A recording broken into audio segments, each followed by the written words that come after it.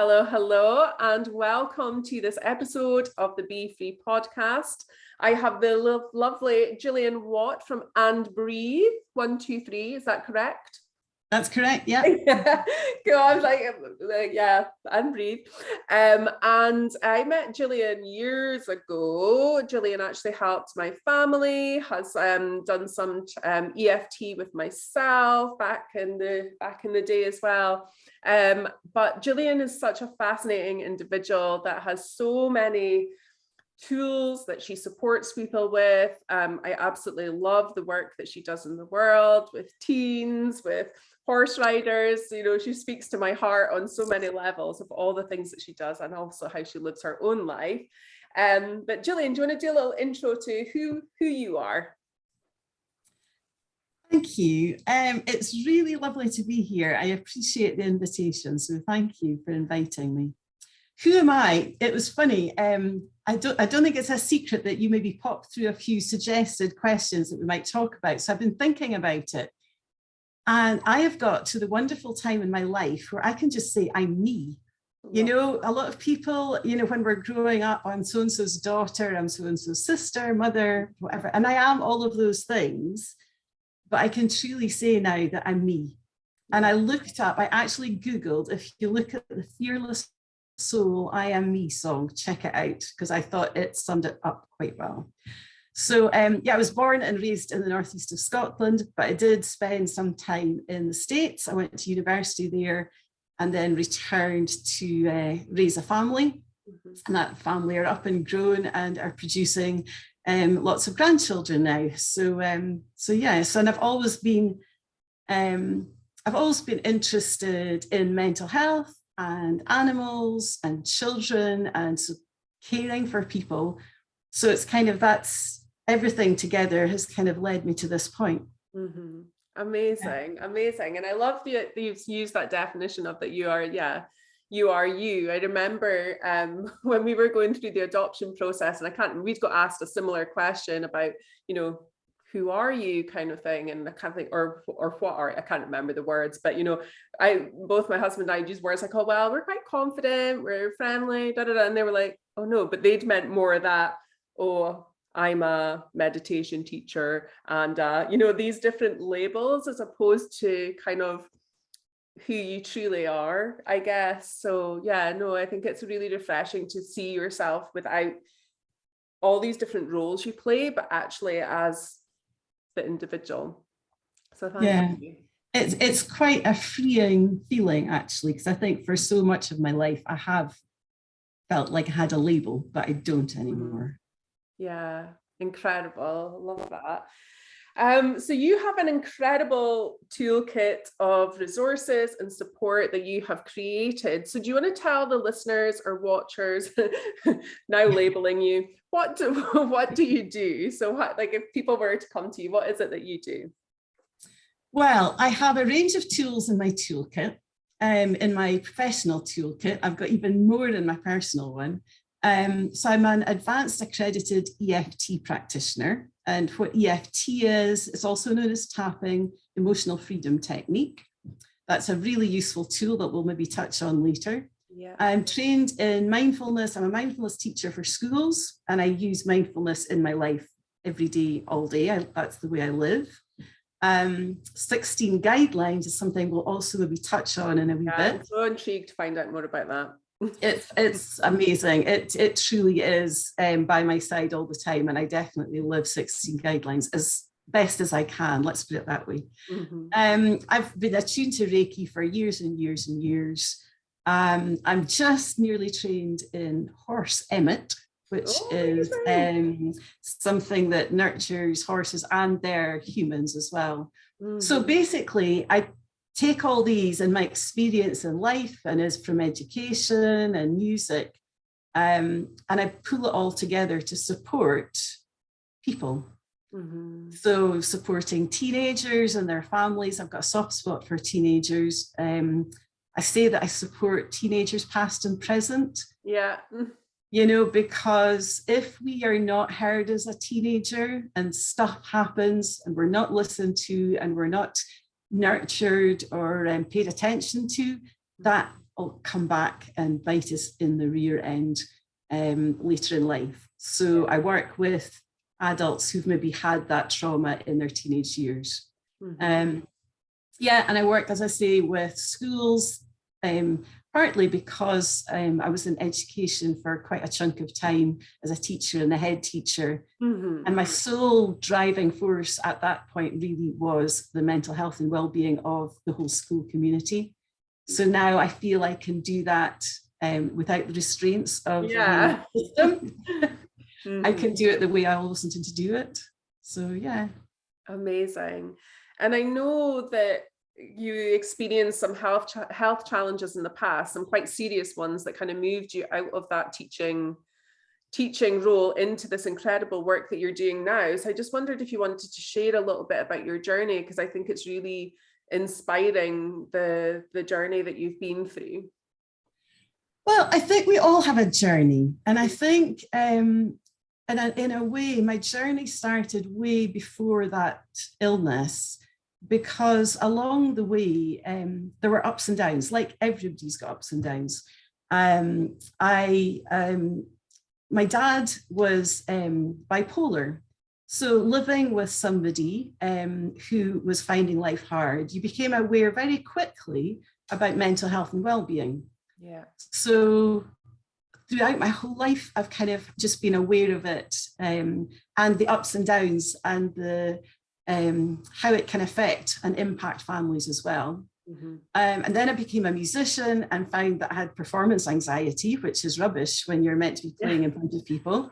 So I dealt with that, and that's back in the early 80s. And I think that was linked to maybe the introduction of mindful breathing and things like that, but it wasn't called that then.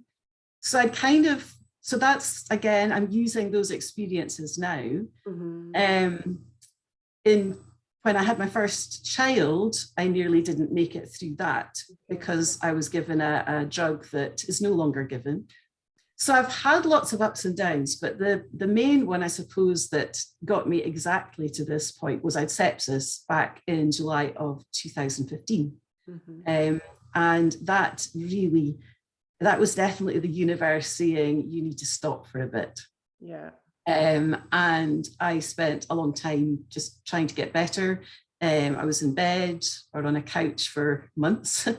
And I went from being somebody who ran triathlons and half marathons and things like that to somebody who was aiming to walk around the house. Wow. So it was a very long process, but along the way, I was introduced to EFT, particularly. That was the main one that I was introduced to then.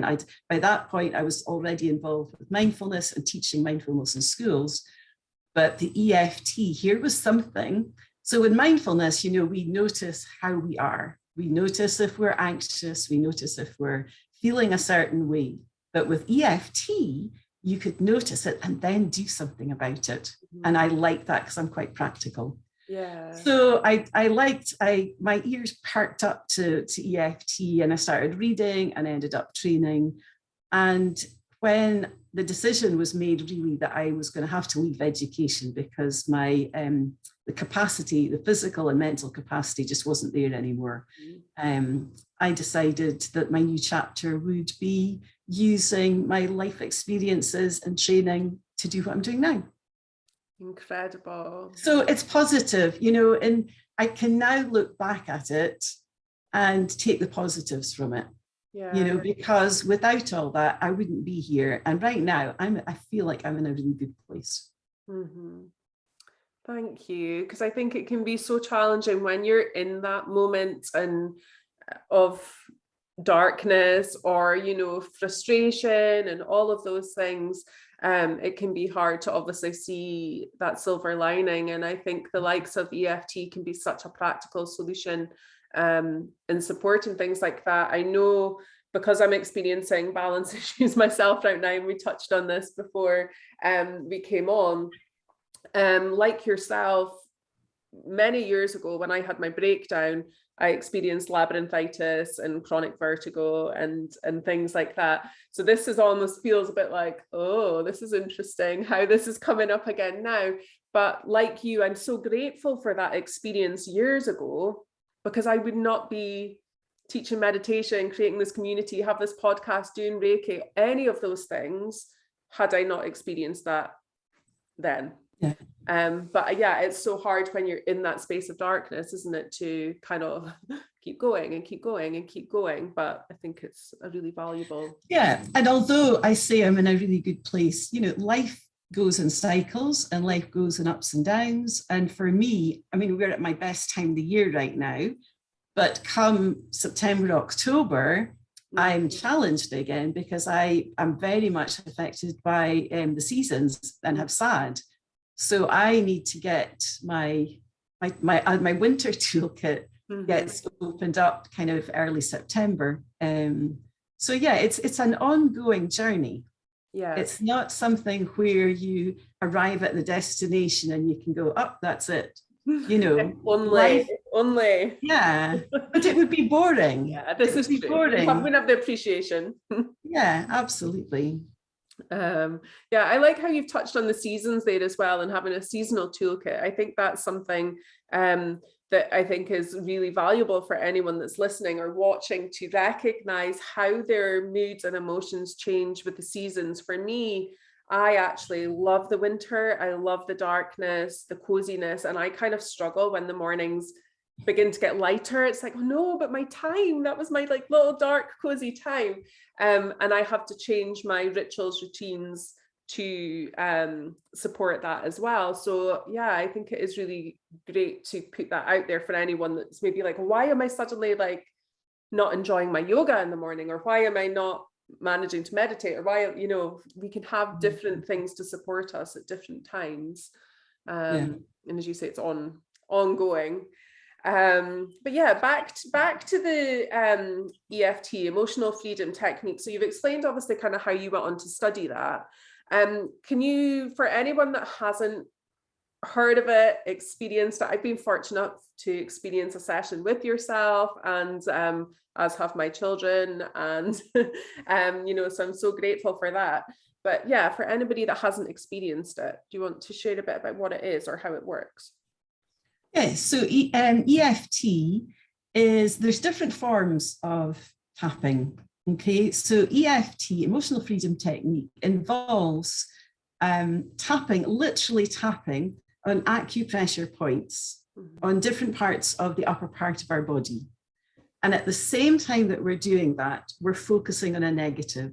So it's a mix of old and new, because the old is using the acupressure points, but the new is using the spoken word as well. So we're focusing on the negative, which is kind of yeah, I struggled with that to start with, big time, really struggled, because I'd worked so hard reframing my depression and negativity. Yeah. I found that a challenge to start with. It is, I know, because people are so used to trying to find the positives in everything that we do. But what we are trying to do is to remove that emotional reaction to a particular situation, because when we go through rubbish, when things happen, we hope that negativity, that feeling kind of stays within us, and it can really become detrimental to our mental health, our physical health, everything, all aspects of our lives. So what we're doing is dissolving those negative feelings and those negative memories. And we touched earlier before we came on here about generational work as well. So we can actually tap on back through the generations, but we don't jump in there. Yeah. You know, we start in a very gentle way, and we try our best to remain gentle at all times. The client is always the leader. So we only go at the as fast or as slow as the client is wishing to go. There's lots of different techniques that we use within that, but basically, as we are going through the session, we tap on, just as we're talking, the different parts of the upper body. Is that a quick enough, condensed enough version? Yeah. I mean, I think I have used it for so many things, for anxiety. The session that we had, I remember being really shocked because we did it for a hip pain that I was having.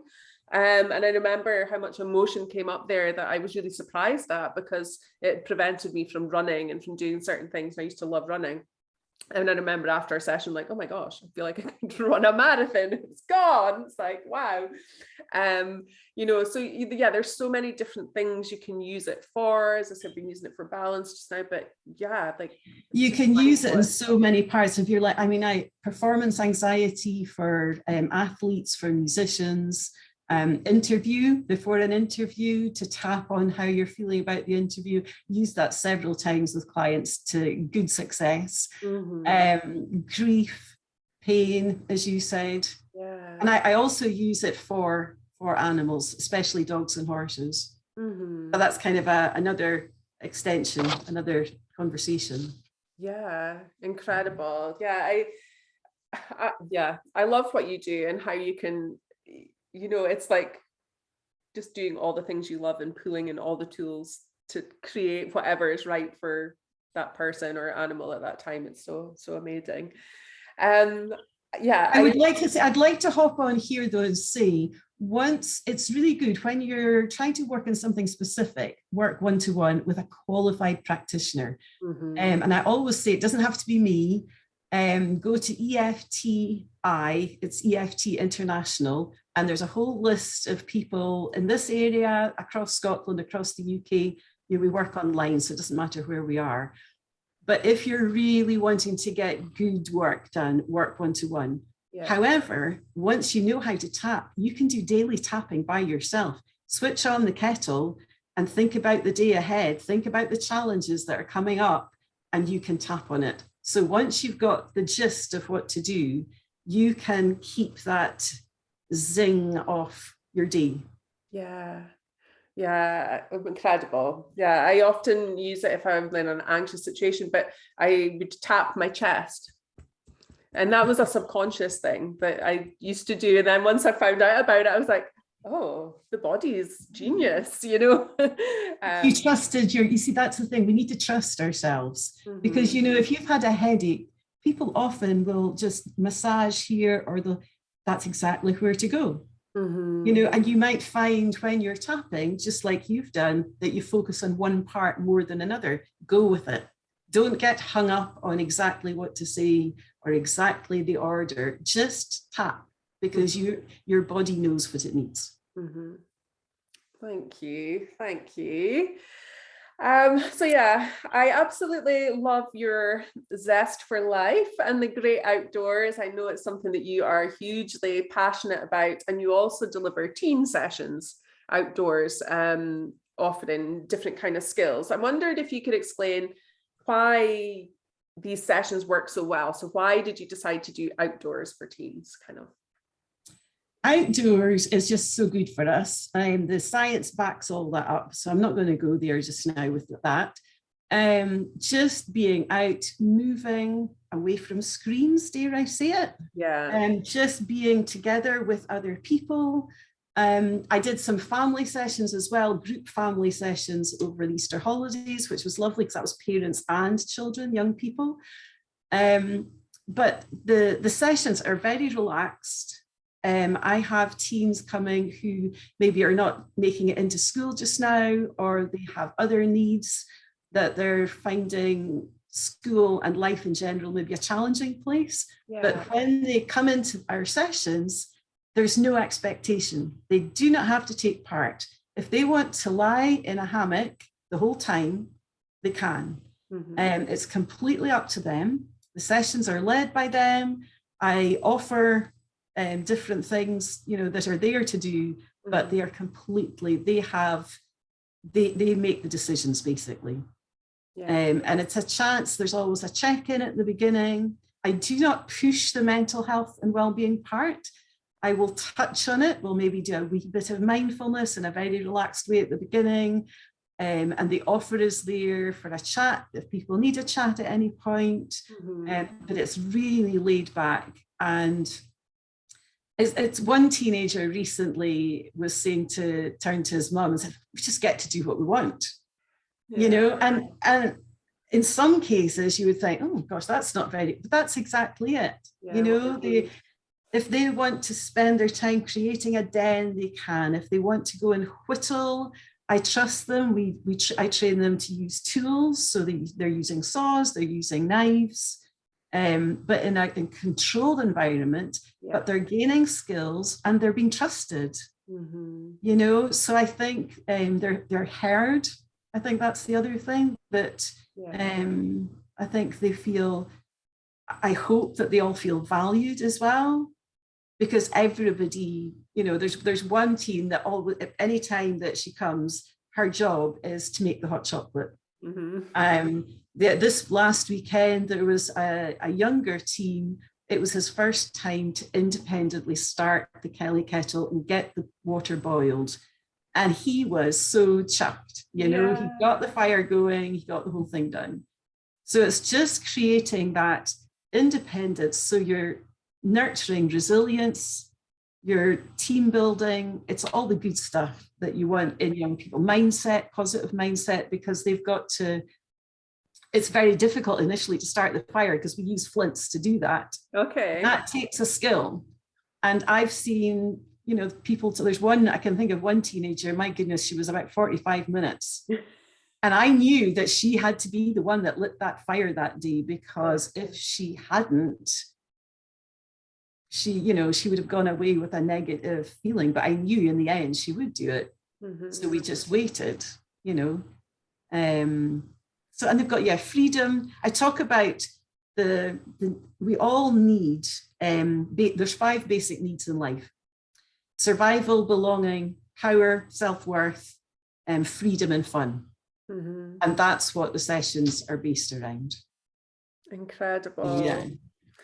So empowering. And as you say, giving them that sense of freedom. And I think as teens, they can feel very controlled, can't they? They're progressing into adulthood, but they're not allowed to do adult things, but they don't want to do children things. So giving them that space to explore and, as you say, recognize coming up against challenges and resilience in a really safe, nurturing way as well. Incredible. I have to get my daughter signed up ASAP. Come along. And and we always cook as well. We always have a snack. That's quite a focal point. So cooking over the fire. So lovely, amazing. So we've touched on kind of you EFT, you do Reiki, you doing your EMIT, 16 guidelines, mindfulness. Is there anything that you can maybe share with our listeners today, like a little tool or technique or something that might support them? Yes. I know that you've had other people on your podcast talking about breathing, so I'm not going to go into breathing, but to me, breathing is really important. All the different, breath work is just so important. I thought I would touch on 16 guidelines. Yay! Because I'm so interested and intrigued. So there is a free 16 guidelines app as well. Okay. So people could, to go and get that and begin to explore it more. 16 guidelines is a framework. There's 16 of them, but it's a framework that enables us to see things from a different perspective.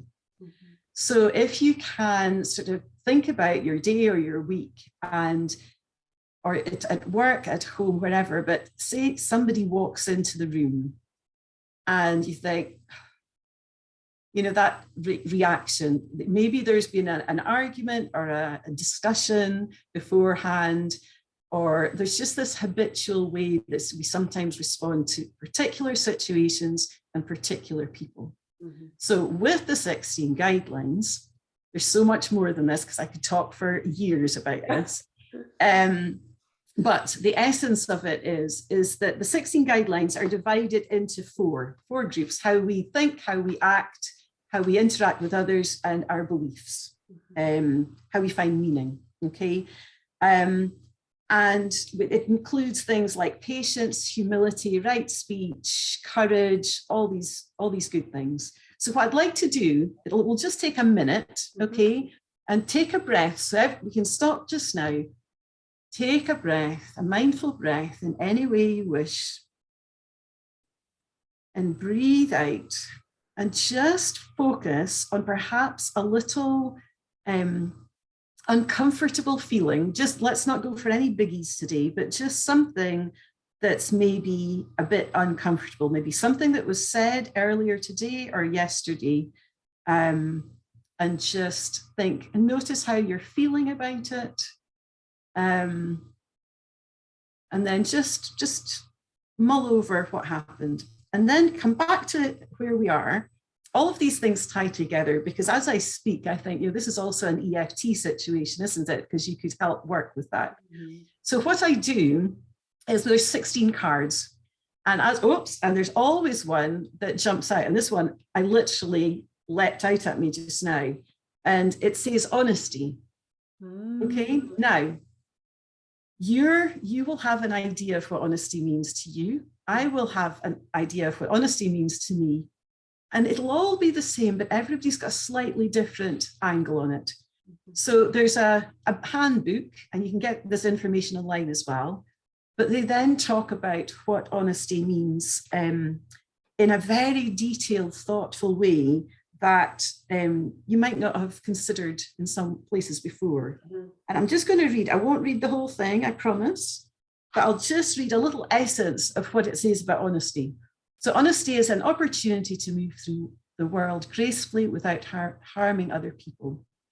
To speak or act dishonestly is to put our own interests ahead of someone else's. And it goes on to explain what honesty is. And as you read through that, you might listen to 3 paragraphs, but one little nugget will leap out and you'll think, that's the one I need to hear today. Yeah. So now, if you go back to that situation that I invited you to ponder on, how different would it be if honesty was filtering through that? It's actually hilarious, because I won't say the incident on the podcast, but something happened yesterday where someone was dishonest about something that was going on, and honesty is really one of my core values. So it did upset me, and I was like, oh my gosh, it's just why can people not just be honest? But obviously, I probably feel more strongly about it because it's something I really value. But yeah, I would be interested to look at a different way of me approaching it. It was almost like a mixture of anger and humor in the situation that came up, because I couldn't believe that this person had actually done what they'd done. But yeah. And it's so I often, at the beginning of a month, I'll share it with Anne Breathe. I'll say we've got one for a month. It's courage this month. And I'll share a little bit. And it's really just to have that. It's very subtle but powerful. It's filtering through in the background, and today you could go through the rest of today with honesty just in the background and just see if it changes anything in the way you respond to somebody or something. Yeah. But I got involved with 16 guidelines back in 2017. And I went through some of the training, and I can now train other people. But there's a little discussion group that started back in about maybe 2018. We met last night. We have been meeting monthly ever since. Wow. It's like a never ending, it's a safe space with like-minded people. And you can talk about different aspects of all these things just forevermore. It's fascinating.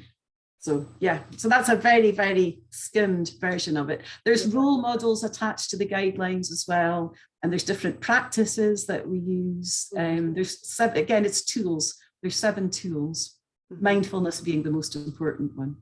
Yeah. Oh, amazing. Yeah, I will definitely reach out to you at some point in the years in the future, maybe to study it with you or to find out more about that. Yeah, I don't know. I felt very drawn to finding out about it, and thank you for sharing that.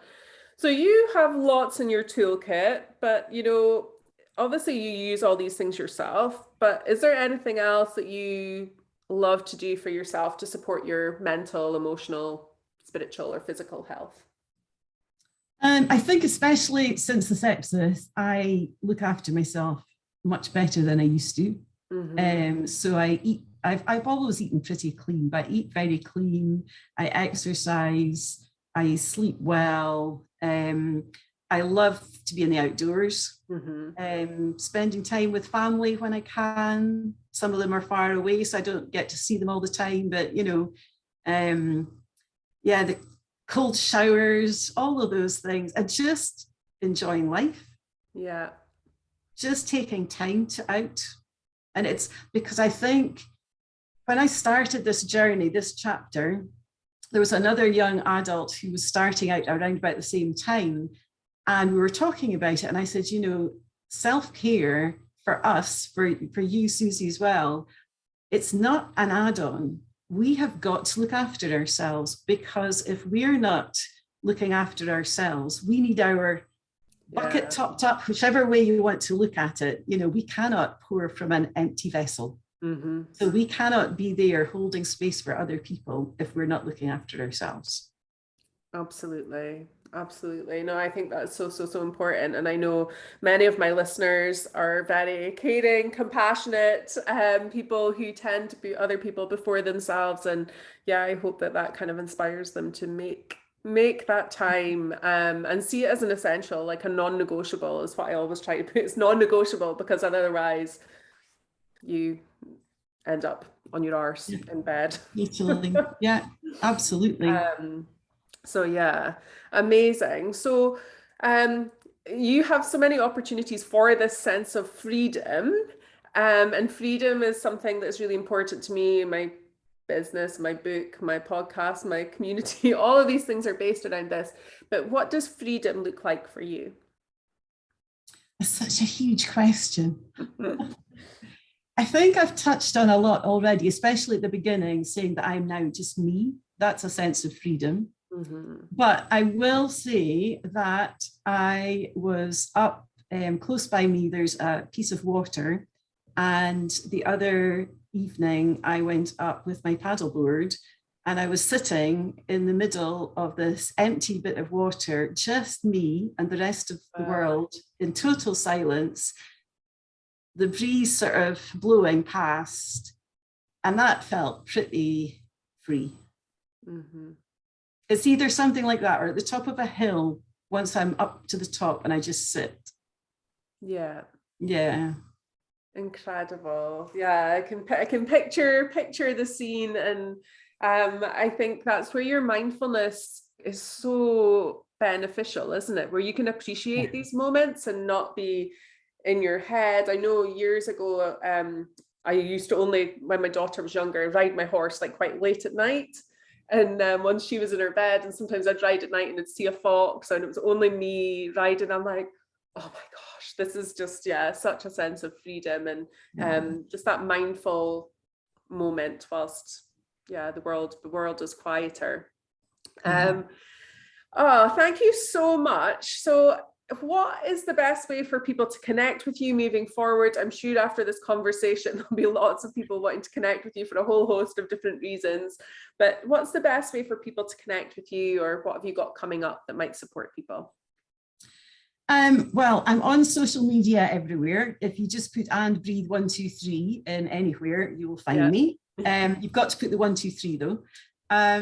I offer monthly sessions for adults in the outdoors at Haddo and Afford, monthly sessions for teenagers at Haddo and Afford, one-to-one appointments. I work online with Eft, not obviously the Woodland Skills online. And one-to-one, I do a monthly tonight. In fact, I've got my monthly session up at the Eco Bothy near Greenmeyer's Farm at Inch. Wow. And that's very much 16 guidelines, mindfulness, a lovely small group that's formed there. It's really good.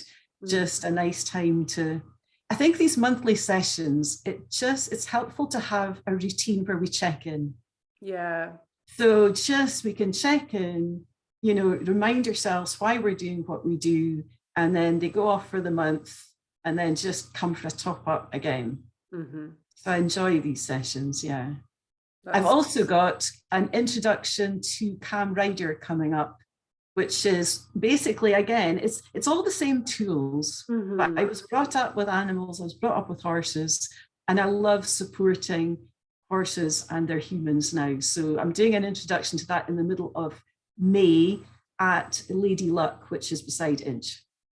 Fabulous. Oh, so many incredible things. I love what you're saying there about checking in each month. I had that discussion with a coaching client recently who is enjoying the reflection element of things that she's discovered. But, you know, we were speaking about that, well, you know, whether you do it by going to like a session that you organize, like that you run, or whether it's working with the moon, or whether it's the end of each month, like we have a monthly journaling session in my Be Free community where we check in. But I think it's so important, isn't it, to have that time to reflect, to check where you're going, to re-navigate if you need to re-navigate, and appreciate what's working as well. Because life gets in the way. Mm-hmm. You know, all the other stuff gets in the way. So to be able to say, okay, on that day at that time, that is my time that's protected. Mm-hmm. So I know that for a number of the people who come along, that is how they see it. So yeah, no, it sounds like a wonderful session. So thank you so much for your time today. Is there anything else you want to add before we jump off? I think I've nearly said it. I think really it's just to invite everybody just to stop, just stop and take a breath and appreciate the moment, and then just keep doing that and just take a small step at a time. Yeah. Thank you. I have loved our chat today, and I know we could probably chat for hours on a whole host of different subjects. I'll probably get you back on another podcast to cover something, I'm sure. So no, thank you so much, and I look forward to checking out your sessions and seeing you soon. Very good. Thank you. Take care. Bye. Yeah, bye.